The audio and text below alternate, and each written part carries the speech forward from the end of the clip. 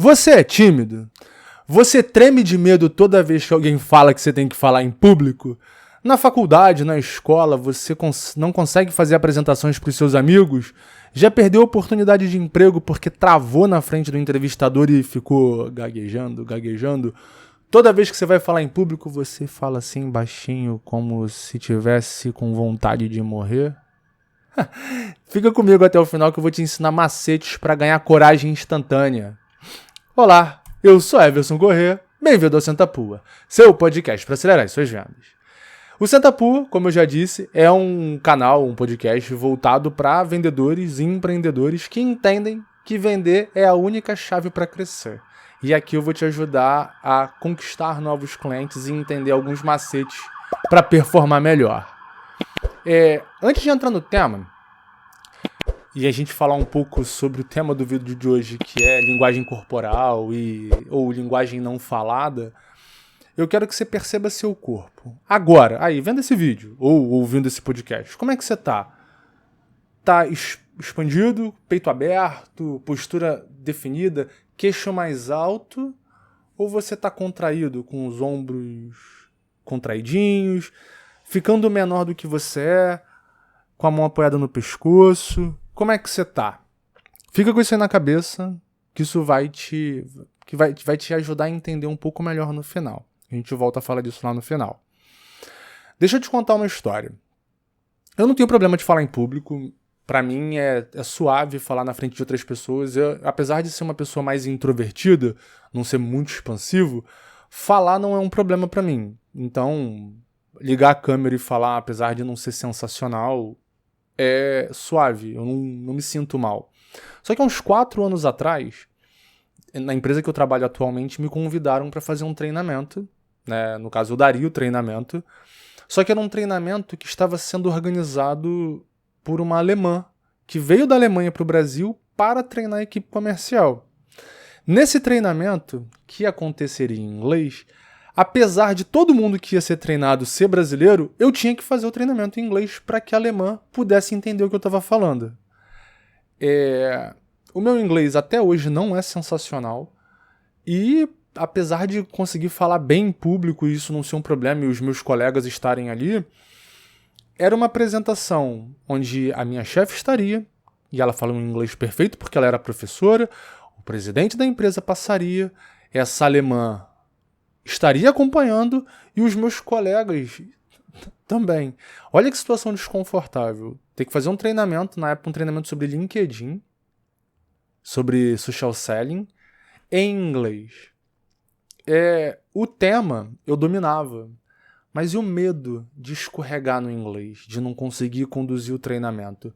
Então, obviamente, eu treinei pra caramba, fiz a apresentação previamente em inglês várias vezes pra uma amiga minha na época, e ela falou, não, tá ótimo, a versão tá perfeita, mas ainda assim eu não me sentia confiante. Aí o que eu fiz foi no YouTube buscar como conseguir conquistar confiança rápido. E aí, entre os vários vídeos que eu vi, eu caí num TED Talk. Não sei se você acompanha a TED, se você sabe o que é, mas basicamente é palestrinha 15 minutos com um especialista em algum assunto.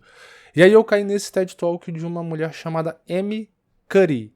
Ela é psicóloga social, o campo de estudo dela é o preconceito, só que ela é professora em Harvard numa escola de negócio. Então pensa só, é uma pessoa que estuda a mente humana, né, e as relações, e trabalha com negócio. E o legal desse TED que eu vi é que ela fala muito sobre linguagem corporal e sobre como o nosso corpo influencia o nosso cérebro na percepção da gente mesmo.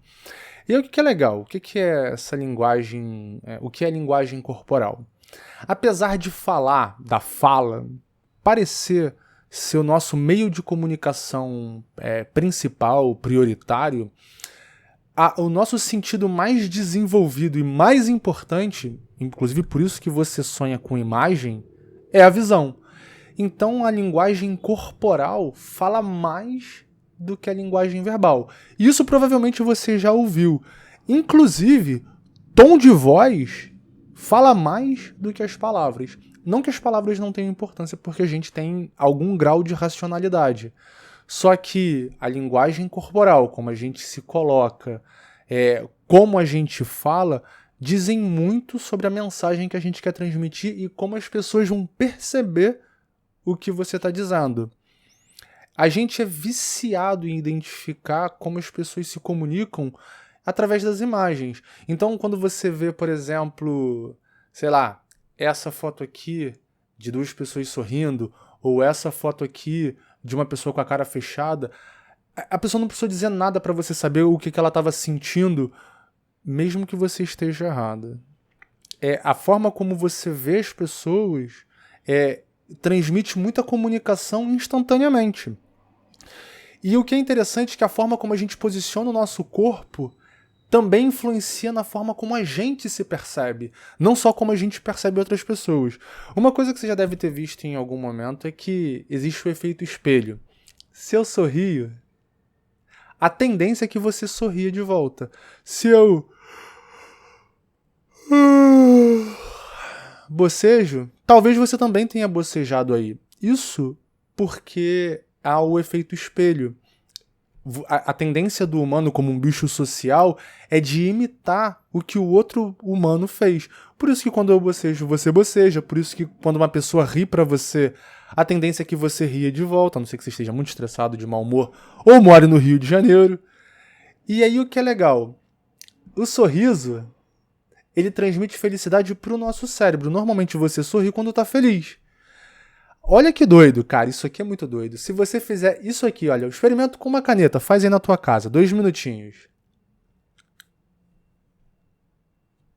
Isso aqui, colocar, pra quem tá no podcast, é colocar a caneta na boca e morder. E isso simula o riso. Eles testaram, né, fizeram exames com pessoas, com testes, enfim. O efeito no cérebro do sorriso real e do sorriso forçado com a caneta é o mesmo. O cérebro também entende que você está feliz, mesmo que você não esteja. Essa é uma forma de ganhar felicidade instantânea, por exemplo. Isso é interessante.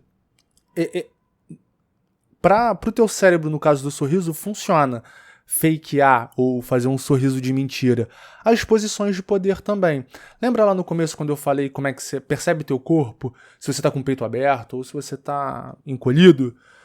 Se você faz posições de poder, que é, por exemplo, colocar o braço para cima esticado, queixo mais alto, expandir o teu corpo, a tendência é que você se sinta mais confiante. E isso é de verdade mesmo. Lembra que eu falei da minha história lá da apresentação em inglês? Quando eu vi o vídeo da Amy, o que eu fiz foi, logo antes da apresentação, ir pro banheiro e treinar as posições de poder. Caneta na boca, sorrindo, braço esticado. E aí o que é legal? Você já reparou que quando alguém ganha alguma coisa, um jogo, por exemplo, uma corrida, um jogo de futebol, a tendência é que a pessoa expanda os braços? Isso é um sinal de orgulho, de vitória. E isso, se você faz isso, mesmo que você ainda não tenha ganhado nada, isso influencia o teu cérebro a ponto de pensar ou de responder como se você tivesse ganho alguma coisa. Então você tem orgulho simplesmente porque fez um gesto. Isso é muito doido como o nosso cérebro funciona. E aí por que você deve fazer essas posições de poder em momentos importantes? Porque isso vai manipular o teu cérebro a se sentir mais confiante. E é muito doido porque a Amy ela vai falar de primatas, né, de macho alfa, como os alfas se comportam, e isso serve pra gente também, porque a gente é primata também. As posições de poder que os alfas fazem de expandir, de se achar dono do território, isso mexe com o cérebro do cara.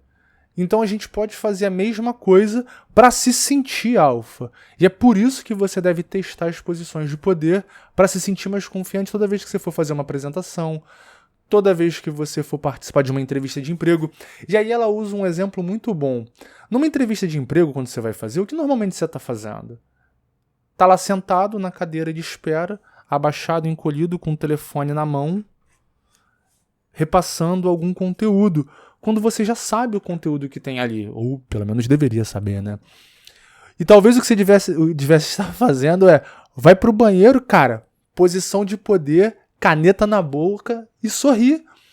Isso vai influenciar o teu cérebro de verdade, funciona. Comigo funcionou, me senti muito confortável, mesmo escorregando firme no inglês, coisa que acontece até hoje, continuo escorregando. Enfim, mesmo escorregando no inglês, mesmo não estando 100% confiante, isso me ajudou a recarregar a energia de confiança. E aí você não deve usar essas posições de poder só antes do que você tem para fazer, não só antes da entrevista, não só antes da apresentação. Utilize isso durante a apresentação. Estufa o peito. Você é o cara. Levanta o queixo. Não tem por que abaixar. Esse movimento de abaixar o queixo em direção ao peito é um movimento de defender o pescoço, de se encolher, sabe? Isso demonstra fragilidade. Então, cabeça aqui erguida, lá em cima mesmo. Lógico que não dá para você levantar o braço numa entrevista de emprego, mas se você já fez algum treinamento de apresentação, sabe que existe um box aqui, mais ou menos na altura do olho, até a altura do peito, que é onde você vai usar as suas mãos. As suas mãos sempre vão estar aqui, nesse box. Mas, de vez em quando, expande. Mostra que o palco é teu. Mostra que aquele lugar ali é teu domínio. E aí você vai ter confiança recarregada mesmo durante a apresentação. Então é isso. É um hack simples para ganhar confiança instantânea. E faça isso. É legal no... Eu vou deixar o TED da Amy linkado aqui embaixo. Inclusive, se você vai lá, você vai aproveitar, vai ver o TED. Antes de clicar no TED, você vai se inscrever no canal, dar o like no vídeo, compartilhar com os teus amigos que também são tímidos e botar o sininho, clicar lá no sininho para que você não perca nenhum conteúdo. Mas enfim...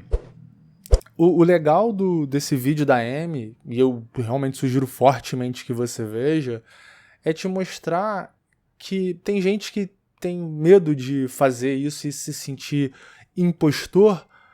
Cara, faça falso, seja fake, até virar de verdade. E isso é uma coisa que eu aprendi. Uma pausa aqui, uma parte de apresentação. Eu sempre tive medo de falar inglês em público, porque meu inglês... nunca vai ser perfeito. Eu sempre vou ter um sotaque super forte. Só que eu falo bem. E as pessoas gostam. Eu que tinha medo de desempenhar. Então treinar minha confiança e ligar um pouco menos para o que as pessoas pensam, me colocou num outro patamar de atingimento de resultado. E isso não só para falar inglês. Quando eu sento na frente de um cliente, eu sei que eu domino o que eu faço. E o cliente, quando você se percebe como dominante, com confiança, o cliente também sente isso e ele tem uma tendência maior a comprar de você. Beleza? Não esquece de dar o like, curtir e compartilhar o vídeo. Aquele abraço.